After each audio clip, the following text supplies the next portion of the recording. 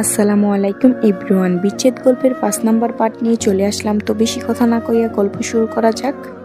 আমি আবিশা সিদ্দিকিয়া রুহি। চিটাগাং শহরে আমার জন্ম। মা বাবার একমাত্র সন্তান ছিলাম। তারা আমাকে অনেক অনেক ভালোবাসতেন, কিন্তু এই সুখ বেশি দিন আমার সহ্য হয়নি। আমার যখন 9 বছর বয়স তখন মা বাবা অ্যাক্সিডেন্টে মারা যায়। কিন্তু পুরো বংশের প্রথম মেয়ে আমি, এবং শেষ পর্যন্ত আমার বাপ চাচার কারো ঘরে কোনো মেয়ে সন্তান জন্ম হয়নি। কারণে সবার অনেক আদরের ছিলাম। দাদা দাদি, বড় চাচা চাচি চোখের মণি ছিলাম সব সময়। আমার দাদা সেই এলাকার চেয়ারম্যান ছিলেন, আর জমিদার পরিবারের হওয়ার সুবিধা দাদা চাইতেন না আমরা কখনোই আলাদা থাকি। আমাদের সব ডিসিশন উনি নিতেন, এজন্যই সবার বাড়ি একদম পাশাপাশি ছিল। আমার বয়স যখন 12 বছর তখন বড় চাচার ছেলে সাকিব, ও আমার 5 বছরের বড় ছিল। ওকে চাচির বোনের কাছে লন্ডন পড়তে পাঠিয়ে দিয়েছিল। ওর যাওয়ার মত ছিল না। ও তাই অভিমানে বলেছিল আর কখনো দেশে ফিরবে না। দাদু মারা যাওয়ার 1 বছর প্রায় 6 মাসের আগে সে দেশে হঠাৎ ফিরে আসে। চাচিরও হার্টের অসুখ ধরা পড়েছিল। সেই দিন মাত্র আমার ফাইনাল প্লাস এক্সাম শেষ হয়েছিল। আমি খুব খুশি ছিলাম। এই এক্সাম নিয়ে সবগুলা অনেক ভালো হয়েছিল। বাসায় ফিরে দাদুমণি খোঁজ করতে করতেই কাজের মেয়েটা বলে উঠল দাদু নাকি বড় চাচুর বাসায় গিয়েছে। আমিও এক প্রকার দৌড়ে চাচুর বাসায় গেলাম। তখনই বড় হওয়ার পর সাকিব প্রথম আমাকে দেখে স্বাভাবিকভাবেই কথাবার্তা বলল আমার সাথে।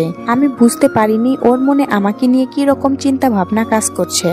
সাকিব সবার বড় ছিল, আর দূরে থাকতো বিদায় আমাদের কারো সাথেই তার তেমন ভাব হয়নি। আমি অন্য কাজিনদের সাথে বড় হওয়ার ওদের সবার আদরের ছিলাম। আমি খুব সহজেই সবার সাথে মিশতে পারতাম। সাকিবের সাথেও ভাব করে নিয়েছিলাম। কয়েকদিনের মধ্যেই সাকিবকে সবাই মিলে আমরা ঘুরে শহর দেখাই। ও নিজে থেকেই আমাকে বলতো ঘুরতে নিয়ে যেতে, আর আমি অন্য ভাইয়ের মতোই ওকে ঘুরতে নিয়ে যাই। একদিন নাস্তার টেবিলে সবাই বসা, তখন দাদু আমাকে প্রতিদিনের মতো খাইয়ে দিতে দিতে জিজ্ঞাসা করে, সাকিব কেমন রুহি? সবটা বলতো। আগে তোমরা বলো, চাচি কেন বলতো ভাইয়া কথা বলতে জানে না বেশি? তারপরে উনি জেদি নিজে থেকে আমাকে বলে ঘুরতে নিয়ে যেতে, কত কথা বলে আমার সাথে। এমনকি আমাকে কাল ভাইয়া একটা শাড়িও কিনে দিয়েছে। ভাইয়া অনেক সুইট। আমি এই কথাটা স্বাভাবিকভাবেই বলেছিলাম, কারণ সাকিব আমার কাছে অন্য ভাইদের মতোই ছিল। তাকে আমি নিজের ভাই মনে করেছিলাম। কিন্তু চাচু আমার সাথে সাকিবের বিয়ে ঠিক করে ফেলবে আমি তা ভাবতেই পারিনি। সাকিব নাকি চাচিকে বলেছিল সে আমাকে বিয়ে করতে চায়। এর জন্যই চাচা চাচি আর দাদা দাদি সবাই খুশি হয়েছিল যে আমাকে অন্য গড়ো দিতে হবে না। তাদের কোনো টেনশন থাকলো না। বিকালে দাদুমণি মিষ্টি সহ আমাকে এসে এই খবর শোনায়। আমি হতবাক হয়ে যাই। এমন কিছু আমি স্বপ্নেও ভাবতে পারিনি। তখন অনেক কষ্ট হয়। আমি সাথে সাথে চাচুর বাসায় যাই। দেখি সবাই অনেক চিন্তিত। চাচু বসে আছে, ডাক্তার চেক আপ করছে। ডাক্তার, উনাকে কোনো রকম টেনশন দিবেন না, উনার অবস্থা ভালো না, তাই বেশি এক্সাইট হওয়ার উনার জন্য সমস্যা সৃষ্টি করতে পারে, খেয়াল রাখবেন। ডাক্তার যাওয়ার পরে শুনলাম চাচু বিয়ের প্রিপারেশন নিয়ে ভাবছিলেন, কিভাবে কি করবে এসব নিয়ে সে অসুস্থ হয়ে পড়ছেন। আমি কিছু না বলে বাসায় চলে আসলাম। সেদিন অনেক কান্না করেছিলাম। যারা এত ভালোবেসে বড় করলো সবাই তো আজকে অনেক খুশি। আমি তো মন থেকে সাকিবকে নিয়ে কিছু ভাবতে পারছি না। তখন মাকে অনেক বেশি মিস করছিলাম।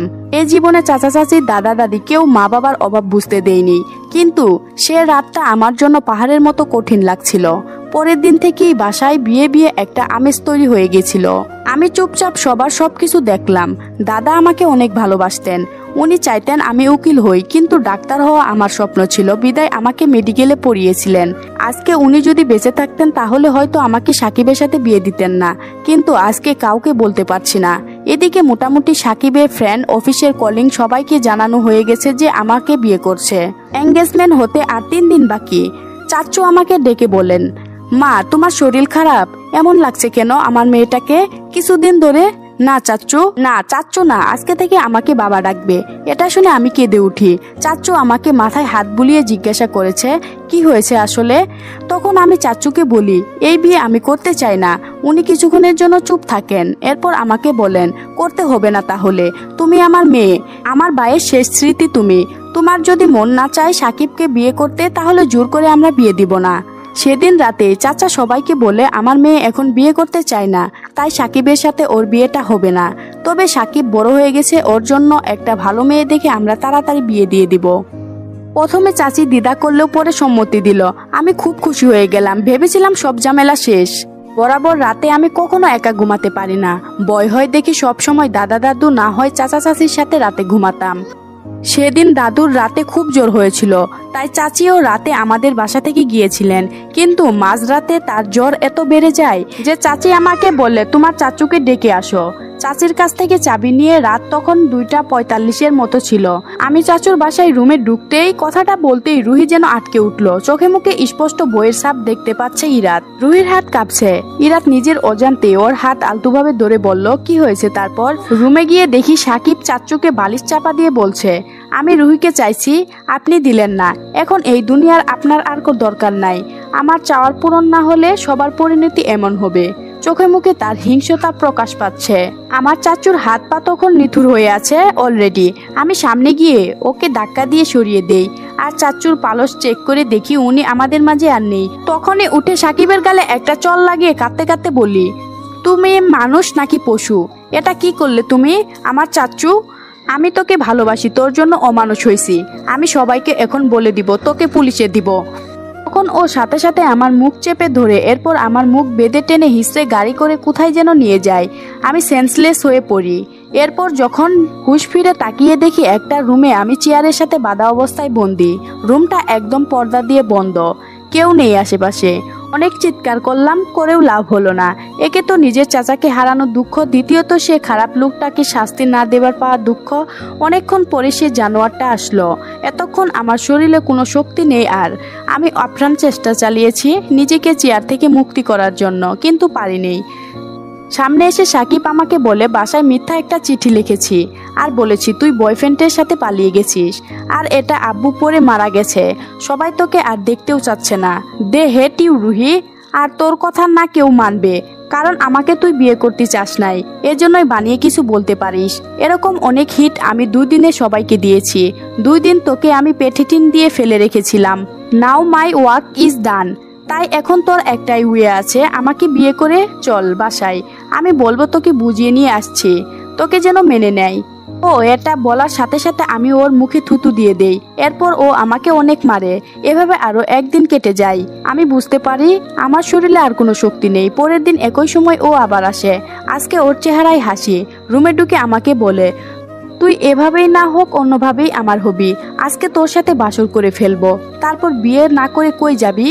আর বিয়ে না করলে আমার সমস্যা নাই। কথাটা শুনে আমার কলিজার পানি শুকিয়ে যায় আর মাথায় বুদ্ধি আসে, কিন্তু গলা দিয়ে কথা বলার শক্তি নেই। আমি ওকে আস্তে আস্তে বলি, দাঁড়াও, আমি তোমাকে বিয়ে করব। এটা শুনে ও সাথে সাথে হাঁটু গেড়ে আমার সামনে এসে বসে। কি বললে? বিয়ে করব তোমাকে? এভাবে কিছু করো না প্লিজ। ওর চোখ চকচক করছে খুশিতে। কখন করবি? আমাকে একটু সুস্থ হতে দাও। তারপর ও খুশি হয়ে আমাকে খেতে দিল। আমি খেয়ে ওকে হাসি মুখে কিছু ভিটামিনের নাম দিলাম। আমাকে এগুলা এনে দিল। আমি একটা জিনিস বুঝতে পেরেছিলাম, ওকে আমার টেকনিক্যাল হ্যারেস করতে হবে, তাই ঠিক মতো খেয়ে আমি সুস্থ হই। এরপর ও বলে, চল বিয়ে করি। সেদিন আমি প্রথম বের হই এতদিন পর। আশেপাশে সব অচেনা মানুষ। কিছুক্ষণ পর দেখি কাজী অফিস। যখন ঢুকতে যাব আমরা, তখনই দেখি রাস্তার পাশে ইট রাখা অনেকগুলা। একটা ইট হাতে তুলে সাহস করে নিয়ে সাকিবের মাথায় আঘাত করি। এরপর ওর সাথে সাথে অজ্ঞান হয়ে পড়ে। ওর পকেট থেকে হাতিয়ে যা কিছু টাকা পাই তা আমি নিয়ে পালিয়ে যাই। সবকিছু দেখে আমি অবাক হই। আমাকে শিফট করে রাজশাহী জেলাতে এনে ফেলেছে। সে সময় ঢাকার ট্রেন ছিল। আমি উঠে পড়ি কিছু না বুঝেই, কারণ সাকিব যদি এসে পড়ে তাহলে আমাকে শেষ করে দিবে। তারপর সেদিন রাতেই ঢাকা আসি আমি। কিন্তু রাস্তার খারাপ ছেলেরা আমাকে বিরক্ত করছিল। আমি এতটা সময় বৃষ্টিতে ভিজার ফলে জ্বর আসে আর তাদের বয়ে দৌড়াতে থাকি। তখনই আপনার বাসার দিকে চোখ পড়ে। দেখি কোনো দারোয়ান ছিল না। আমি বাঁচার জন্য ভিতরে ঢুকে পড়ি আর আপনি গেট খুলতেই কান্না করতে করতে সেন্সলেস হয়ে যাই। আমার জীবনটা আমি শুধু সবকিছু হারিয়ে এসেছি, কিন্তু সবকিছু তারপরেও মেনে নিয়েছিলাম। আর যখন সাকিব আসে তখন আর ভালো কিছু হয় না আমার সাথে।